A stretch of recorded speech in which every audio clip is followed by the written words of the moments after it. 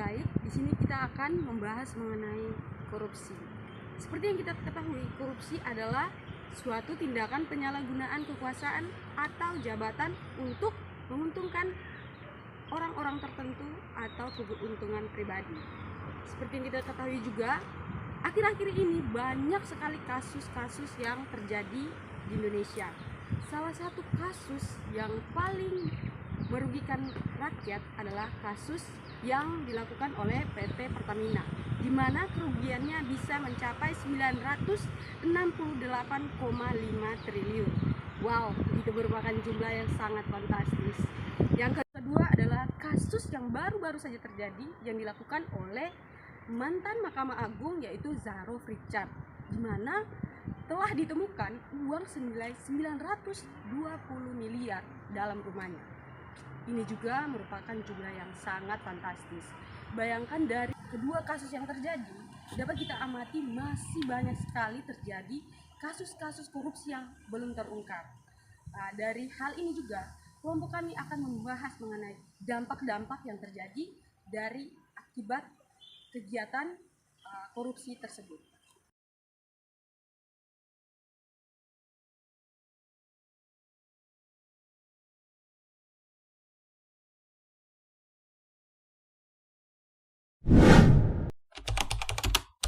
Di sini saya akan menjelaskan tentang kerugian keuangan negara. Korupsi secara langsung menyebabkan kerugian besar bagi keuangan negara. Uang yang seharusnya digunakan untuk pembangunan, untuk pendidikan, kesehatan, dan subsidi lainnya justru dinikmati oleh segelintir orang yang menyebabkan proyek-proyek pemerintah ada yang terhambat, mangkrak, dan tidak selesai pada waktunya, dan akan dialihkan ke kantong pribadi. Akibatnya, masyarakat luas tidak bisa merasakan manfaat dari pajak yang mereka sudah bayarkan. Namun, negara harus terus menambah kekurangan anggaran-anggaran dengan utang atau pengurangan lainnya.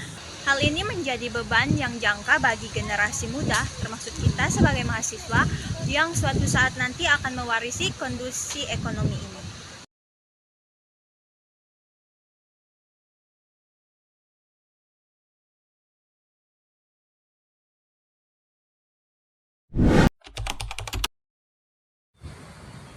Terdapat dampak yang kedua, yaitu menurunnya kualitas pelayanan publik. Ketika dana publik dikorupsi, otomatis pelayanan yang diterima masyarakat juga menjadi buruk. Misalnya, saat pembangunan rumah sakit atau sekolah yang asal-asalan tidak memenuhi standar, bahkan membahayakan pengguna. Begitu juga dengan birokrasi yang berbelit-belit dan lambat karena adanya praktik suap untuk mempercepat layanan. Hal ini sangat merugikan masyarakat kecil yang tidak memiliki uang lebih untuk mempercepat pelayanan. Mahasiswa atau anak muda dari daerah tertinggal harus berjuang keras karena fasilitas pendidikan yang minim dan tidak layak akibat dana yang tidak sampai tujuan. Jadi korupsi membuat pelayanan publik tidak adil dan tidak merata.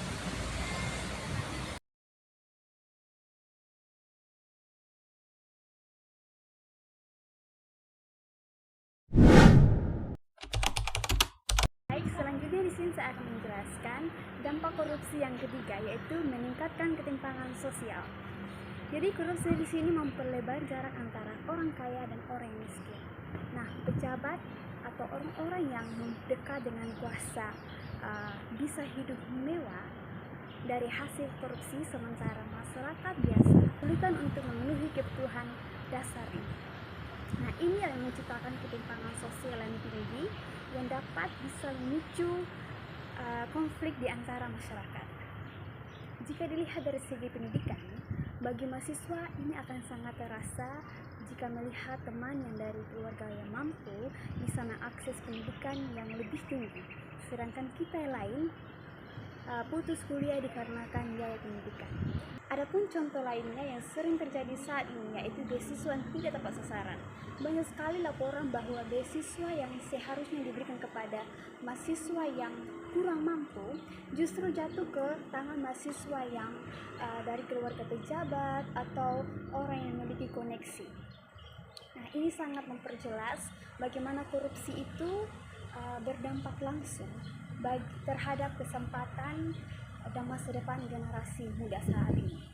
Dapat saya simpulkan bahwa ketimpangan yang terjadi akibat korupsi bukan hanya soal ekonomi, tapi juga menyangkut keadilan sosial dan masa depan bangsa. Jika dana publik dikelola dengan jujur dan transparan, setiap warga negara, termasuk mahasiswa dari latar belakang kurang mampu, memiliki kesempatan yang sama untuk sukses. Oleh karena itu, memberantas korupsi bukan hanya tugas hukum, tapi juga perjuangan moral demi terciptanya keadilan sosial. Sekian dari saya, terima kasih. Yang keempat, merosotnya kepercayaan masyarakat terhadap pemerintah. Korupsi membuat masyarakat kehilangan kepercayaan pada institusi pemerintahan. Ketika pejabat yang seharusnya menjadi teladan justru tertangkap KPK, masyarakat mulai skeptis dengan integritas para pemimpin. Rasa kecewa ini makin besar kalau pelaku korupsi justru tidak dihukum setimpal. Kepercayaan publik bukan hanya sekedar aspek psikologis, tetapi merupakan fondasi penting bagi tegaknya negara hukum yang kuat dan adil. Bagi anak muda, termaksud mahasiswa, ini bisa membuat semangat partisipasi dalam demokrasi menurun. Rasa percaya terhadap sistem hukum dan politik jadi pudar. Padahal kepercayaan publik adalah fondasi penting dalam membangun negara yang kuat dan adil. Jika tidak segera dibenahi, korupsi dan ketidakadilan hukum akan terus menggerogoti sendi-sendi pemerintahan dan melemahkan harapan generasi muda terhadap masa depan bangsa.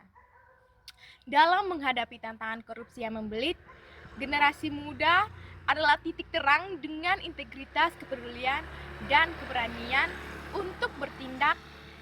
Mereka bisa menjadi penggerak perubahan sejati, membangun kembali kepercayaan publik, dan memastikan Indonesia tetap berada di jalur demokrasi yang sehat.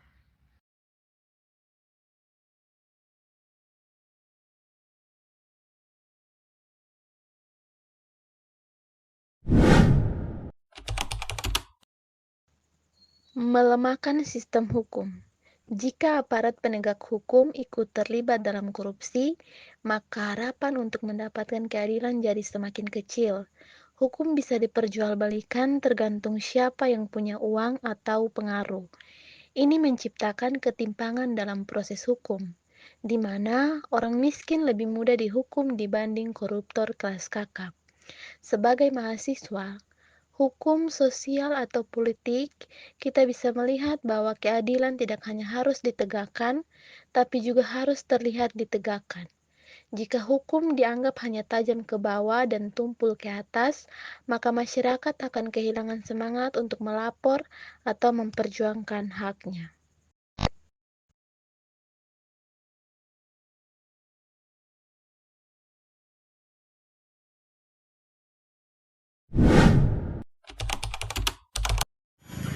Baik, selanjutnya itu ada dampak korupsi terhadap pertumbuhan ekonomi.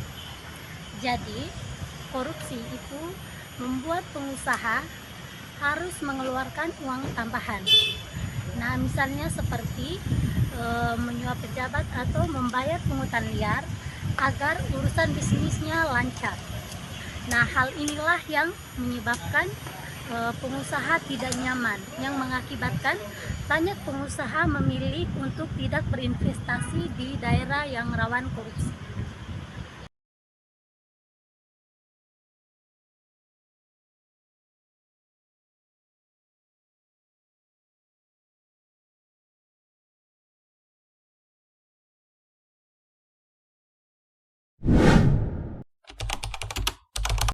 Jadi dampak yang berikutnya adalah rusaknya moral dan mentalitas bangsa. Korupsi bukan hanya soal uang, tapi juga soal moral. Ketika korupsi dianggap wajar atau sudah biasa, maka masyarakat akan terbiasa mencari jalan pintas. Budaya menyuap orang untuk mencari orang dalam tumbuh subur, bahkan dari usia muda. Ini adalah krisis mental yang harus disadari bersama. Mahasiswa sebagai agen perubahan harus menyadari bahwa korupsi bukan sekedar tindakan ilegal, tapi juga menghancurkan karakter bangsa. Jika dibiarkan, kita akan hidup di lingkungan yang penuh ketidakjujuran dan kepalsuan yang berdampak pada semua aspek kehidupan sosial. Rusaknya moral dan mentalitas bangsa dalam konteks pendidikan anti korupsi bukan hanya soal mencuri uang negara, tapi soal hilangnya rasa malu, hilangnya tanggung jawab, dan matinya nurani. Pendidikan anti korupsi harus dimulai sejak dini dan ditanamkan melalui keteladanan nyata, bukan sekedar slogan di dinding sekolah. Sekian dari saya.